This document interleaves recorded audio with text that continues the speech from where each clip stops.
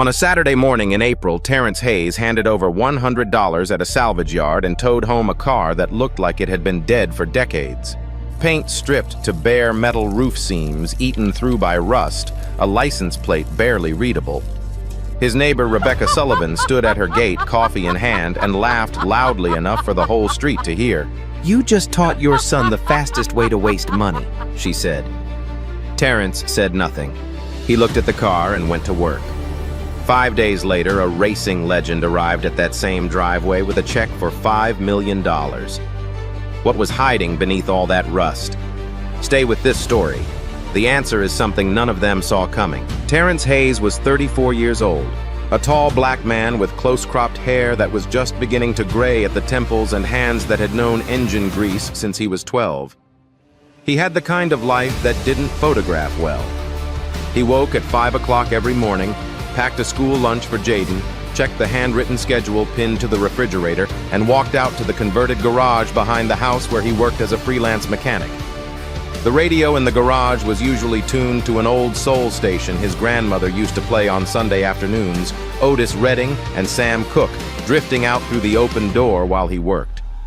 Word of mouth kept him busy enough. It paid the bills mostly, and on the months it didn't, he didn't mention it to anyone. His wife Monica had died 2 years earlier in a car accident on the interstate. The other driver had walked away. The medical bills she left behind had not. Terrence paid them down in chunks quietly without announcement, without looking for sympathy.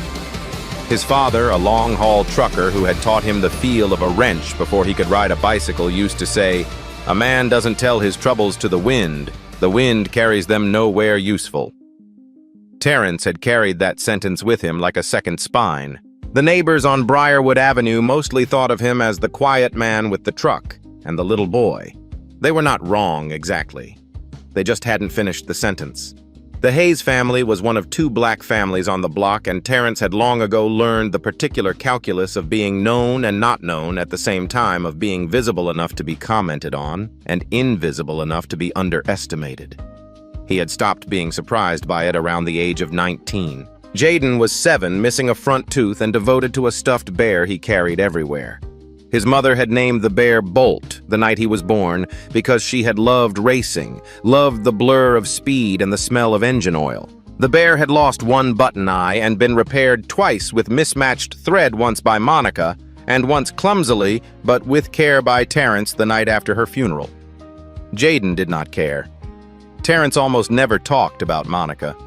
When Jaden asked questions about her, he answered them fully, but he did not volunteer stories on his own. The grief had settled in him the way sediment settles in still water, invisible on the surface, permanent underneath. Here is something worth pausing on.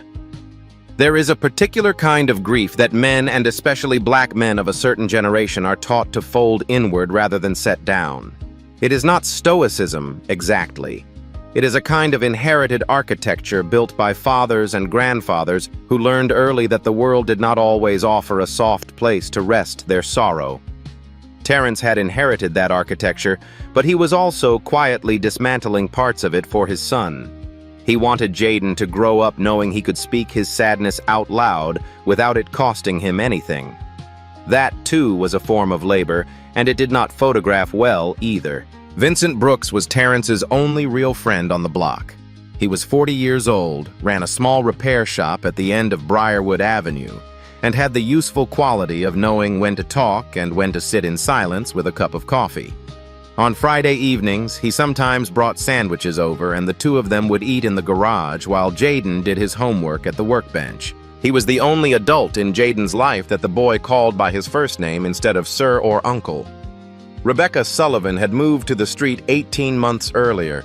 Her house had a black front door, a white Audi parked at a precise angle, and window boxes filled with flowers that never seemed to wilt. She was 31, worked as a real estate broker, and operated by a set of standards she had never consciously written down, but enforced with absolute consistency. She was not a cruel person. She simply had no habit of pausing before she spoke. She and Terrence had exchanged perhaps 40 words in 18 months. She had once suggested with a smile that technically qualified as friendly that he might consider finding a neighborhood that's a better fit. He had looked at her for a moment and then gone back inside. She interpreted this as rudeness. He interpreted it as the only reasonable response. Briarwood Avenue was the kind of block where information traveled faster than it had any right to. Houses sat close together. Windows faced windows. People walked their dogs slowly and made eye contact. Whatever happened in one driveway was general knowledge by the following morning. Frank Delaney had operated Delaney Auto Salvage for over 30 years on the eastern edge of town, in a lot surrounded by chain-link fence and the faint smell of transmission fluid. He was 60, practical to the point of bluntness, and priced his inventory by intuition rather than research. On the morning Terrence arrived to pick up a carburetor for a regular customer, Frank was in the middle of liquidating a large collection of vehicles that had come out of a private storage facility whose lease had expired. The estate executor wanted the lot cleared by Monday. Frank wanted the money. Neither of them cared much about provenance. Terrence was walking along the back row when he saw it. It sat in the far corner of the lot, half shaded by a rusted corrugated roof that had been leaning for years and never fell. The body was a two-door coupe, black, or what had once been black before weather and time had reduced the paint to a patchwork of bare metal and peeling finish. But there was something in the proportions that stopped him. The wheelbase was longer than it should have been for something that size. The angle of the windshield was steeper than any production car from that era. The wheel arches were shaped by hand. He could tell that without touching it just from the way the curve met the body line. Someone had thought about this car for a very long time before building it. He put his hand on the rear quarter panel before he made any conscious decision to do so. The metal was cold under his palm. Through the rust and the grime he could feel the bodywork not stamped, not pressed by machine, but shaped and finished by hand. It was slight the difference, but to a man who had been touching cars his entire life, it was unmistakable. Frank walked up behind him. "That one's $100. Take it today or it goes in the crusher Monday morning." Terrence stood still for a long moment. He thought about Jaden's shoes, which were a size too small and had been for 6 weeks because the timing was never right. He thought about the electricity bill sitting on the kitchen counter. He thought about the fact that he could not have explained under any reasonable questioning why he was standing here with his hand on a rusted car he knew nothing about. He paid the $100. When he opened the driver's door to check the interior before towing, a small piece of a sticker peeled away from the bottom edge of the door frame and drifted to the ground. He picked it up and put it in his pocket without looking at it closely. He would look at it later. He didn't know why that mattered, but it did. The tow home was slow and slightly absurd. Vincent's pickup, the rope, the rusted coupe drifting behind at 15 miles an hour with its dead steering making it wander slightly in the lane. They pulled onto Briarwood Avenue at 9:40 in the morning, and by the time they reached Terrence's driveway, there were at least 6 people watching from various distances. The woman across the street lingered behind her curtain. 2 kids on bicycles came to a full stop. A man walking a retriever paused at the corner and did not resume walking. Rebecca was at her gate. Terrence had not seen her there when he turned onto the block, but she had been there for a few minutes already, as though she had known the right time to be outside. He heard her clearly. He heard the neighbor laugh just briefly before catching herself. He heard the words, "poor kid," and he felt them land not on him, but near Jaden, who was standing at the edge of the driveway with his backpack still on from the morning, having come outside when he heard the truck. Terrence did not turn around. He put the truck in park, got out, and said to his son, "Go inside and get my tool bag." Jaden looked at Rebecca once, not with anger, with something more careful than that. Then he looked at the car the same way his father had looked at it in the salvage yard, with his head slightly tilted as though he was listening for something. Then he turned and went inside. Terrence began unhooking the tow rope. He did not rush. He did not perform composure. He simply was composed in the way of someone who had already processed pain, far larger than the opinion of a neighbor, and come out the other side still standing. There is a moment in every person's life when they must decide what to do with someone else's casual contempt. You can meet it with equal heat, which is what the world expects. You can absorb it quietly, which costs you something you cannot always afford to pay. Or you can do what Terrence did, which is the hardest of the 3. You can simply keep your hands on your own work and let the other person's words remain their own property, not yours. That is not weakness. That is a discipline most people never learn because it is never taught directly. It is inherited mostly from people who had no other choice but to master it. If there is a small lesson buried in the first act of this story, it is this. When the world laughs at you for something you believe in, you do not owe the world an explanation in that moment. You owe yourself the patience to finish what you started and let the work itself answer in its own time the questions that strangers felt entitled to ask too early. Nothing valuable has ever been built by arguing with a laughing neighbor. Value is built in the quiet hours afterward with your sleeves rolled up and nobody watching. That night, after Jaden was asleep, Terrence went to work. He set up 2 work lights in the garage, put on the small radio he kept on the shelf between the wrenches and the socket sets. Mahalia Jackson humming low under the sound of the solvent cloth, and began cleaning the car methodically, the way he did everything from the bottom up, from the back, forward, slowly enough to see what he was dealing with. He used a solvent cloth on the floor of the driver's footwell, and the grime came away in sheets. Underneath, stenciled into the bare metal of the floor pan, was a chassis number. He looked at it for a long time. It was not a standard format. It did not match any VIN structure he had ever seen. The prefix was a 7-character string beginning with the letters R, A, and C, followed by 2 digits and 2 more letters. He photographed it with his phone. He ran searches for 40 minutes and came up with nothing definitive. He found a reference to a European racing registry that used similar prefix conventions in the early 1970s, but the specific string matched nothing in any public database he could find. He sent Vincent a message. "You ever seen a chassis prefix starting with RAC 67? Vincent replied 11 minutes later. "Nope, go to sleep." Terrence did not go to sleep. He reached into his shirt pocket and took out the sticker fragment he had picked up in the salvage yard. He held it under the work light. Most of it was gone. The adhesive had dried to nothing over the decades, and the paper had dissolved at the edges. What remained was a portion of a logo, a stylized wheel, and beside it what appeared to be a simplified flame rendered in a bold graphic style. He did not recognize it immediately, but something about the design, its precision, its confidence told him it had not been made to decorate a streetcar. He taped the fragment carefully to a clean piece of paper and went inside. The next morning, Vincent came over early before the coffee had finished brewing because Terrence had called at 6:45 and said only, "Come take a look at something. Chai." Vincent stood under the car on a rolling creeper for 5 full minutes without speaking. When he came out, he sat up slowly and looked at Terrence with an expression that existed somewhere between professional concern and badly suppressed excitement. "The frame has been hand-reinforced," he said, "not factory. Someone welded additional gusseting on every junction point. That's not a weekend project. That's months of work by someone who knew exactly what they were doing." He stood and walked to the front of the car, opened what remained of the hood, and leaned in. "Terrence, this is not a stock block. This has been machined, bored out, and machined by hand." He straightened up. "Whoever built this car was building it for something specific, and they had serious money and serious knowledge." Terrence had already taken photographs of the suspension components. The geometry was wrong for a streetcar, specifically wrong in the way that indicated custom track day tuning. The springs where he could see them were not standard catalog parts. They had been fabricated. That afternoon, he found a specialized forum for vintage racing vehicles, an old text-heavy site with few photographs and members who had been using the same usernames since the early days of the internet. He created an account, uploaded the photographs of the chassis number, the suspension geometry, the body curves, and the sticker fragment, and wrote a careful, factual description of what he had found. He asked if anyone recognized any element of the car. By the following morning, there were 47 replies.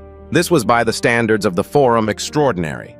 The forum members argued. Several were certain it was a well-executed kit build from the 1980s, someone's ambitious project assembled from racing catalogs and salvaged parts. 3 members who identified themselves as having professional backgrounds in motorsport history were less certain. One of them, posting under the name garage_legend_TX, wrote, "If that chassis number is authentic, you are looking at something that has been on a missing persons list in this community for 15 years. Another member sent a private message. "Stop posting public photographs. Trust me on this. Terrence printed the thread and put it in a folder. That evening, Jaden came into the garage after school and sat on an overturned plastic bucket, which was his customary seat for the times he watched his father work. He had Bolt the bear in his lap. He watched his father polish the rear panel for a while and then said, "Does the car have a name yet?" Terrence thought about it. Not yet. "You want to pick one?" Jaden looked at the car seriously. He looked at it the way Terrence had looked at it in the salvage yard, with his head tilted as though the answer was in the shape of it rather than in any word. After a moment, he said, "Bolt." Terrence set down the polishing cloth. He was very still for a moment. He said, "That's a good name," and went back to work. There is something worth noticing here, because it is the kind of moment most people walk past without seeing. A child, without being asked, without being told what any of it meant, had given the same name to two different objects, separated by 40 years and a lifetime of events he could not possibly have known about. Some people would call that coincidence. Others would call it something harder to name. What it suggests at minimum is that children often perceive patterns adults have trained themselves to dismiss. They listen with a part of themselves that has not yet been taught to explain, and sometimes what they hear is more accurate than the explanations we eventually offer in its place. On the fourth day, Terrence was working on the B-pillar on the passenger side when he noticed the paint was thicker there than elsewhere. He used fine grit paper to carefully cut through the black and found underneath a layer of white-blue a very specific shade, slightly metallic, unlike anything in current production. He knew the color distantly the way you know a song from a decade you didn't live through. He had seen it in photographs. He worked more carefully now, treating the surface the way an archaeologist treats a dig site, removing material in thin passes and examining what he found. And then, on the inner face of the pillar hidden from view, when the door was closed, he found it. A stamped mark, pressed directly into the metal, not a sticker, not a plate. A physical impression hammered into the steel itself. A number, and beside the number, a stylized signature rendered in 3 connected letters. He photographed it. He searched for 3 hours. At 2 o'clock in the morning, he found a match in a digitized archive of an automotive trade magazine from 1983. The article was about the dissolution of a racing team that had operated out of the American Southwest during the 1970s and early 80s. The team had been among the most technically innovative in endurance racing during that period.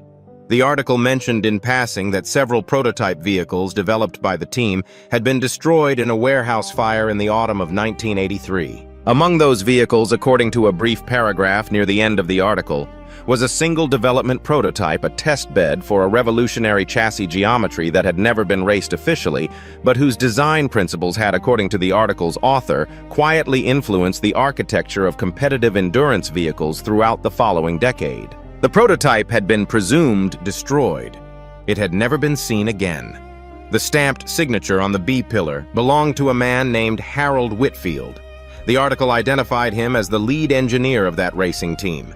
It also identified him in a single sentence as having died in a testing accident in 1982, 1 year before the fire that was supposed to have taken the car with it. The team had been owned and operated by a man named Richard Holloway. Terrence sat in the garage until daylight came through the gap under the door. Vincent had not meant to tell anyone. He told his wife because he could not contain it any longer. 48 hours of knowing something this large and being asked to say nothing was more than a reasonable person should bear. His wife told the woman 2 houses down because it seemed wrong to carry it alone. The woman 2 houses down told her husband, and also the man who walked the retriever at the corner. By the following morning, Briarwood Avenue had achieved the particular state of suppressed collective awareness in which everyone knows the same thing and no one is saying it directly. 2 neighbors appeared at Terrence's garage door with implausible pretexts. One wanted to borrow a tire gauge. One was checking whether he had seen a lost cat. Both of them looked past him at the car for as long as they could before he said, "Thank you," and moved to close the door. He covered the car with a blue tarpaulin after the second visit. Rebecca heard the story in a version that had been translated through 4 people, which meant it had acquired some rounding of the corners but preserved the essential shape. The version she heard said that the car Terrence had brought home for $100 might be worth millions. She laughed when she heard it. She said it sounded like something from a television program. Then she went inside and opened her laptop. She searched Richard Holloway. She read for 20 minutes. She found photographs of a man in his late 50s, lean and white-haired, standing in front of a collection of vehicles at an auction house. And beside that, a profile piece in a financial publication that put his net worth at somewhere north of $1 billion, built from a combination of racing winnings, early investments in automotive technology companies, and a collection of historic vehicles whose value had appreciated considerably over 40 years. There was a note at the bottom of the profile, barely a footnote, that mentioned he had been quietly searching for over a decade for a prototype vehicle from his early career that was believed lost in a fire. Rebecca closed the laptop and stood at her kitchen window looking at the blue tarpaulin in Terrence's driveway for a long time. She knocked on his door that afternoon holding a measuring cup, explaining that she needed to borrow a kitchen appliance. Terrence opened the door, listened, and said, "I don't have one." He closed the door not rudely, simply with the finality of a man who had already decided how much energy to spend on this particular exchange. She stood on the step for a moment, then walked back to her own house. On the evening of the fourth day, an email arrived in the inbox connected to Terrence's forum account. The sender's name was Eleanor Prescott. Her title listed in the signature line was Executive Assistant Office of Richard Holloway. The message was short. It said that her employer had become aware of the forum discussion and the photographs that had been shared there. It said that if Mr. Hayes was in possession of the vehicle, he had described Mr. Holloway would very much like to meet with him in person. It said that a meeting could be arranged within 24 hours at Mr. Hayes's convenience. It asked him to confirm. Terrence read the email 3 times, sitting at the kitchen table with his hands flat on the surface. Then he stood, went back to the garage, sat down on Jaden's overturned bucket, and called Vincent. "Are you awake? It's 9:30. I got a message from Richard Holloway's office." There was a pause. "Say that again slowly." Terrence repeated it. Another pause longer. "What do you want to do?" "I don't know yet."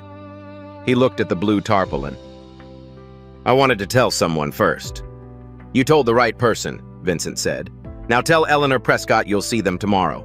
If the second act of this story closes with a quiet lesson, it might be this. Opportunity rarely arrives as opportunity. It arrives disguised as a problem or a curiosity or a car that everyone else has walked past. The people who recognize it are not the ones with the sharpest eyes. They are the ones who have built over many years of ordinary labor the habit of paying attention. Attention is the rarest currency in any life. Most of us spend it carelessly on noise and then wonder why the meaningful things pass us by without ever stopping. Terrence did not find the car because he was lucky. He found it because for 22 years he had been practicing the discipline of looking properly at things. Luck, it turns out, often wears the face of accumulated patience. The 5th morning was a Saturday again, which felt like either coincidence or symmetry depending on how you looked at it. Terrence woke at 5 o'clock, made coffee packed. Jaden's breakfast, even though it was a weekend and there was no school because the routine was the architecture of their days, and he didn't take it apart without reason. He put on the best flannel shirt he owned, which was dark green and had no visible stains. He was aware briefly of how this decision looked from the outside. He did not change his mind. He wore the shirt. Jaden asked over breakfast, "Is someone special coming today?" Terrence said, "Maybe." Jaden said, "Is Bolt going to stay?" Terrence looked at his son for a moment. He said, "Let's see what the day brings." Vincent arrived at 9 without being invited because he understood that some things require a witness. He brought 2 cups of coffee in a carrier and had the expression of a man who has placed a bet and is trying not to show it. The black Cadillac pulled to the curb in front of the house at precisely 10 o'clock. Terrence was standing in the driveway when it parked. From down the block behind the glass of her front window, Rebecca Sullivan watched the car arrive. She had been watching for 20 minutes by then, her coffee going cold in her hand. Richard Holloway did not look like a man who was accustomed to being surprised. He was 58 years old, lean in the way of people who have always been physical, with white hair cut close and hands that showed decades of work. He moved without ceremony, climbing out of the passenger side and walking directly toward the garage with the purpose of someone who already knows where they need to be. He stopped when he saw the car. Eleanor Prescott came in behind him, tablet in hand, and stood to the side. Vincent was near the garage door, not quite inside, occupying the particular position of someone who is present without being part of the meeting. Richard walked around the car. He did it slowly, the way Terrence had done it in the salvage yard, both hands sometimes extended, occasionally touching the surface. He said nothing for a long time. Terrence watched him and did not speak. Finally, Richard stood at the rear of the car and was still for a moment. When he spoke, his voice was quiet and level. "I thought it was gone forever," Terrence said. "You know this car?" Richard turned and looked at him for the first time directly. "I built it. 1971. It took nearly 2 years, and it cost me more than money." He turned back to the car. "In 1983, I was told it burned in the warehouse fire along with everything else." He paused. "I believed it because I needed to believe something." He walked to the passenger side and crouched to look at the B-pillar. He was silent for a long moment. Then he pressed one finger to the stamp signature in the metal. He stayed like that for what felt like a full minute, one finger on the steel, not moving, not speaking. It is worth noting what was happening in that moment because the camera of memory does not always catch it. A billionaire and a freelance mechanic, a white man in his late 50s and a black man in his mid-30s, standing in a garage behind a small house on an ordinary street, were united by something that had nothing to do with any of the categories that usually sort people into different rooms. They were united by the recognition of good work. That is a kind of kinship that does not ask for a passport, a last name, or a bank balance. It is one of the few honest languages left in the world, and when two people meet inside it, the usual walls briefly lose their authority. "Harold Whitfield was my chief engineer," he said at last. "He died in a testing accident in the spring of 1982. He never saw this car race. It never raced at all. It was a development prototype. We built it to prove a geometry theory that Harold had worked on for 4 years. The design was right. It changed the way endurance chassis were built for the next 15 years. He stood. Harold put his mark on every structure he built by hand. He said, "An engineer should sign their work the same way an artist signs a painting." Terrence said, "What happened to the car after the fire if it didn't burn?" Richard shook his head slowly. "I don't know. Someone must have moved it before the fire, or it wasn't in the warehouse that night. I had people look for it twice in the years after. Eventually, I stopped." He looked at Terrence. "How did you find it?" Terrence told him. He did not edit the story or make it more dramatic than it was. He said he had come to the salvage yard for a carburetor. He said the car had been in a back row scheduled for the crusher. He said he had noticed the proportions and that something in the shape of it had made him stop. Richard listened without interrupting. When Terrence finished, he asked, "Why did you buy it?" It looked like nothing from the outside. Terrence thought about this. He took his time. "I can't fully explain it. There was something in the lines of it, the way it was shaped. It didn't look like something that happened by accident. It looked like something someone thought about for a long time." Richard looked at him steadily. "Harold used almost exactly those words the first time he showed me the initial drawings." The garage was quiet for a moment, a specific kind of quiet that has weight to it, the kind that follows when something true has been said and recognized. Jaden appeared at the garage door. He had Bolt the bear under one arm and was holding on to the door frame with the other hand, not coming in, just looking. Terrence turned and said, "Come here." Jaden came in carefully and stood next to his father. Richard looked at the boy. Jaden looked at the old man, then at the car, then back at the man. He said, Dad named it Bolt." Richard's expression changed in a way that was small but visible to anyone paying attention. He looked at the car, at the name, and something moved through his face. He looked back at the boy and said, "That's a good name." Jaden considered this seriously. Then he said, "Did you miss it a lot?" "The car." Richard was quiet for a moment. "Very much. That's what my dad says about things that are important." Jaden said that you miss them. Eleanor stepped forward quietly and held the tablet toward Terrence. On the screen was a number $5 million. Below it was a brief outline of a purchase agreement, one page straightforward. Richard said, "I don't negotiate this kind of thing. That's the value to the museum and to me. You can say no. You don't have to answer today." Terrence looked at the number. He looked at his son. He looked at the car one more time, at the shape of it, at the curve of the rear quarter panel, at the cold metal under the work lights. He did not answer immediately. That evening, after Richard and Eleanor had gone, Terrence sat in the garage for a long time without doing anything. Jaden was inside watching television. Vincent had stayed for an hour and then gone home with the good sense not to push for a conversation that hadn't started. Terrence thought about Monica. She had kept a sketchbook full of drawings, cars mostly. Not technical drawings, but impression sketches, the way a person draws something they love. There was one drawing she had done over and over in slightly different versions, a long, low coupe with a steep windshield and rear wheel arches that looked carved rather than stamped.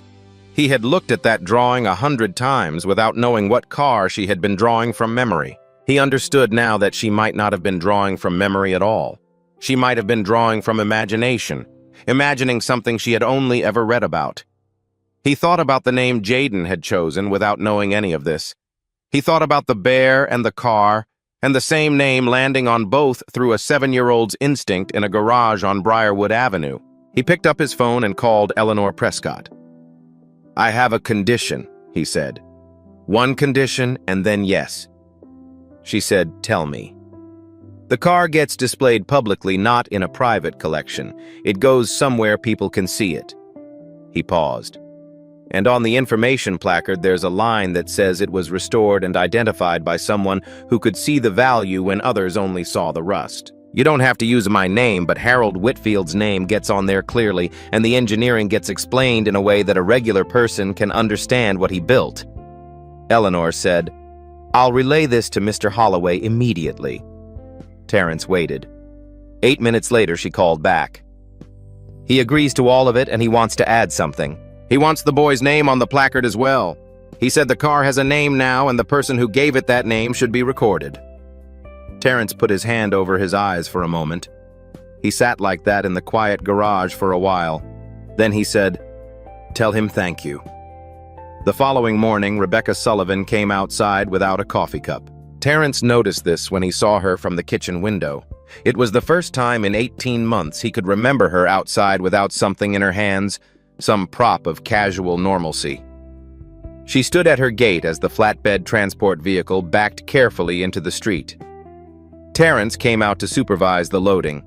He watched 2 technicians from a vehicle restoration service attach the support harness to the undercarriage with a care that was close to reverence. Rebecca walked across the street. She stopped a few feet from him. She started to. There was no victory in his expression, no satisfaction, nothing performed. He said, "It's all right, Rebecca. Next time you see someone buy something they believe in, maybe wait 5 days before you weigh in." She had no answer for that. She opened her mouth and then closed it again. Terrence turned back to the car. He heard her walk away behind him. Jaden came out the front door and stood on the porch, still in his pajamas, holding Bolt the bear. He watched the car being loaded onto the flatbed. He raised one hand and gave a small, solemn wave.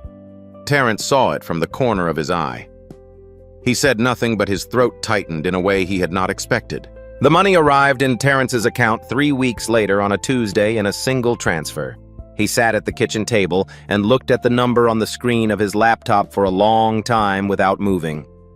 The first thing he did was call the hospital billing office and pay the remaining balance on Monica's medical debt, the full amount in one payment, in a conversation that lasted 4 minutes and ended with Terrence saying thank you, and hanging up before the administrator could say anything more. He sat quietly for a moment after that. It was the first time since the accident that the financial weight of losing her had been fully lifted, and the feeling was not triumph. It was more like the way a room feels after a window has been opened in winter, suddenly lighter, suddenly different in temperature, the air moving again. He bought Jaden new shoes the right size in a style Jaden had pointed out in a store window 6 months earlier without asking for them. He bought the building block set that depicted a detailed replica of a classic endurance racing vehicle.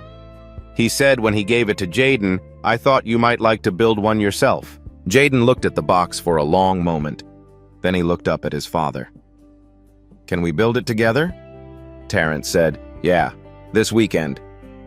He called Vincent and told him he was putting money into the shop not as a formal investment with paperwork, but as a contribution between two people who trusted each other. Vincent argued briefly as a matter of principle, and then accepted, which was also a matter of principle. They agreed to expand the garage, add a second lift, and take on an apprentice, a young man from the neighborhood whose father had passed the year before and who had shown up at Vincent's shop asking if he could sweep floors in exchange for learning. The rest went into a fund at Jaden's school. Terrence named it for Monica. It was structured simply assistance for children whose families were carrying the kind of weight that doesn't show in a school photograph. He did not attend a ceremony when it was established. He sent a letter, signed his name, and declined the invitation to speak. 3 weeks after the money arrived, Eleanor Prescott called to invite Terrence and Jaden to the opening of the new exhibition at the Transport Museum in the city, a gallery dedicated to the engineering history of American endurance racing. The centerpiece of the gallery was the car fully restored to what it had looked like in the autumn of 1971, in the white-blue paint that a man named Harold Whitfield had chosen. Because according to a note in his own handwriting found in an archive, he felt white-blue was the color of things moving faster than they should be allowed to move. Terrence drove them there on a Thursday evening. Jaden wore his good shoes, the new ones, and carried Bolt the bear in the crook of his arm. Richard was already inside when they arrived. He shook Terrence's hand first, then crouched down to be level with Jaden. The car was in the center of the gallery under carefully calibrated lighting, suspended slightly on a low platform with the full length of it visible from every angle. It was extraordinary. It looked like what it was, a thing imagined before its time, hidden for 40 years, returned to the light. The information placard was mounted on the wall beside it. Terrence read it slowly. Harold Whitfield's name was prominent. The engineering was described in plain language that told the story, honestly. The geometry, the years of work, the influence that had traveled forward through time without anyone knowing its source. Near the bottom was a sentence about the car's recovery, that it had been found in a salvage yard by a man who recognized something in its proportions that others had missed. And below that, in smaller text, a second line. The car was named Bolt by a 7-year-old boy named Jaden Hayes, who said it was the right name, and it was. Jaden stood in front of the car for a long time. He was very still. Then he said without turning around, "Dad, is Bolt happy here?" Terrence stood behind him, looking at the car. He thought about Harold Whitfield spending 2 years building something he believed in. He thought about 40 years in a salvage yard. He thought about a 7-year-old boy in a Saturday morning garage, putting his hand on the door and listening for something. "I think so," Terrence said. "More people can see him now." Jaden nodded. "That's good." He reached up and took his father's hand. "Can we get food after? I want the kind with the dipping sauce." Terrence smiled. It was a full, unguarded smile, the kind that comes up before you've decided to allow it, and several people in the gallery noticed it without quite knowing why it seemed worth noticing. "Yeah," he said, "whatever you want." On Briarwood Avenue, Rebecca Sullivan's house had a for rent sign in the yard by the end of the following month. The official reason, according to what she told the neighbors she still spoke to, was that a new office location made the commute inconvenient. This was true as far as it went. Nobody on the block said anything unkind about it. The particular justice that real life occasionally delivers is not loud or dramatic. It is simply the weight of a moment you cannot undo, sitting with you on quiet evenings in the exact shape of the words you chose to say out loud in front of people who were listening. Terrence kept the garage. He kept the radio on the shelf between the wrenches and the socket sets. He kept the 5 o'clock mornings and the handwritten schedule on the refrigerator and the Friday evenings with Vincent and the sandwiches and the coffee. He did not become a different person. He became a more settled version of the person he had already been, someone who knew with certainty now that the things worth attending to rarely announce themselves, and that the difference between value and worthlessness is often nothing more than the willingness to stop and look properly at something the rest of the world has walked past. He still talked to Monica sometimes in the garage at night, not out loud, but in the way that people who have loved someone truly continue the conversation long after the other voice has gone quiet, not from grief, but from the understanding that some things don't conclude, they simply change form. He thought in those quiet nights that she would have known the car for what it was. She would have recognized it at the back of the salvage yard and walked straight to it without hesitation. She would have put her hand on the rear quarter panel and said simply, "I know this shape." He thought she would have been proud of Jaden for the name. He thought she would have been proud of him for the $100. And perhaps this is the lesson that closes the whole story, the one that each of us might quietly carry home from a small house on Briarwood Avenue.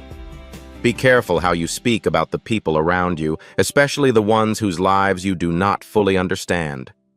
The father raising his child alone, the neighbor you have decided is beneath your notice, the quiet man working in a garage at 2 o'clock in the morning. These are not small lives. They are simply lives whose worth has not yet been translated into a language you recognize. Real dignity is never loud. Real value rarely arrives wrapped in the packaging we expect. And the most important things a parent can give a child are not the ones that can be purchased after a windfall.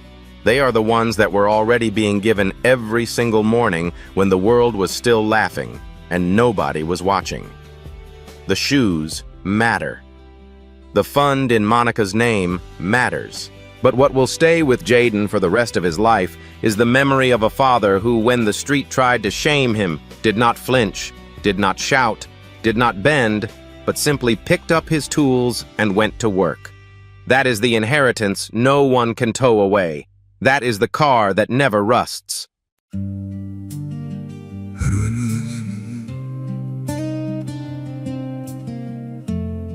do I let go?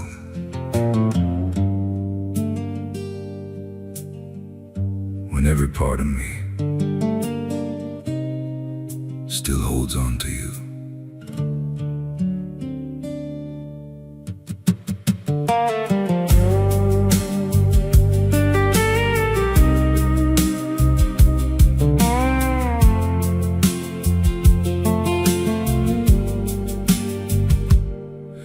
Every corner of this city still reminds me of your name. Every step I try to take now leads me back to where you stayed. I've been trying to move forward, but my heart won't leave your side. Like a shadow stuck in yesterday, I can't leave behind. How do I forget you now? Tell me how, just tell me how. When your voice is in the silence, every time the world slows down. How do I erase the truth that I'm still in love with you? I keep running from the memories, but they're all I ever knew. I've been drowning in the moments that we never got to end.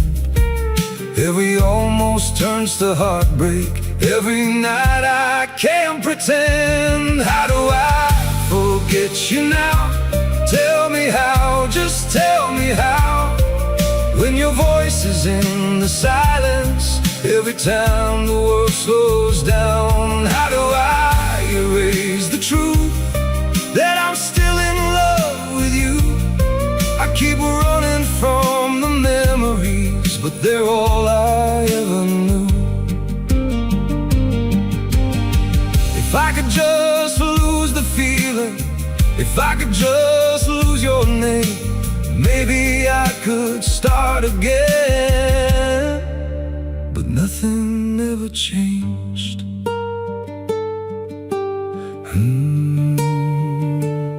How do I forget you now? Tell me how, just tell me how. When your voice is in the silence, every time the world slows down. How do I erase the truth that I'm still in love with you? I keep running from the memories, but they're all I ever knew.